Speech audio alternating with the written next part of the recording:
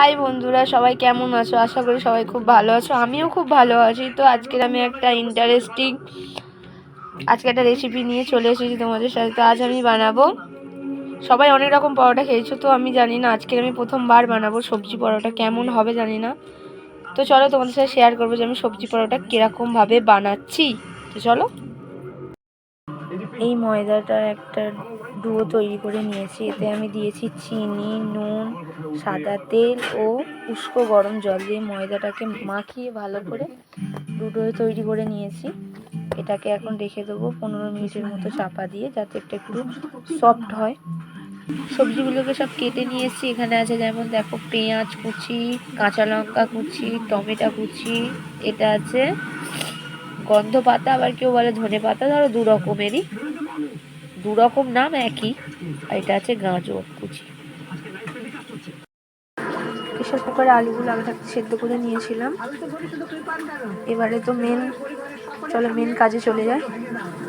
আলুগুলোকে চামচ দিয়ে আলুগুলোকে ভালো করে মাখিয়ে নেব। সব সবজি, পেঁয়াজ কুচি, লঙ্কা কুচি, যা যা কেটেছিলাম সব দিয়ে এবার একটা পুর তৈরি করে নেব। এটাকে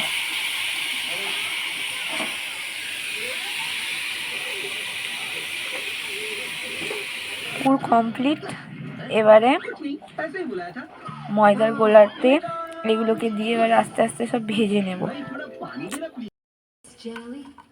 ঢেলে নেব। আস্তে আস্তে বেলতে হবে, কারণ এর ভেতরে পুর দেওয়া আছে, ফেটে গেলে আস্তে আস্তে করে বেলে নেব এইগুলোকে।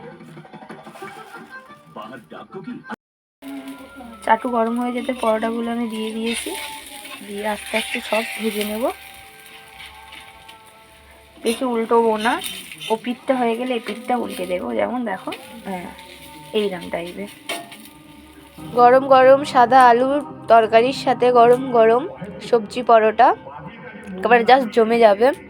তো এই সবজির পরোটা আমি কেন বানালাম তার পেছনে একটা কারণ আছে। বাবা, কেমন হয়েছে আলুর পরোটা? সুন্দর হয়েছে মা। কতটা সুন্দর হয়েছে? অনেকটা।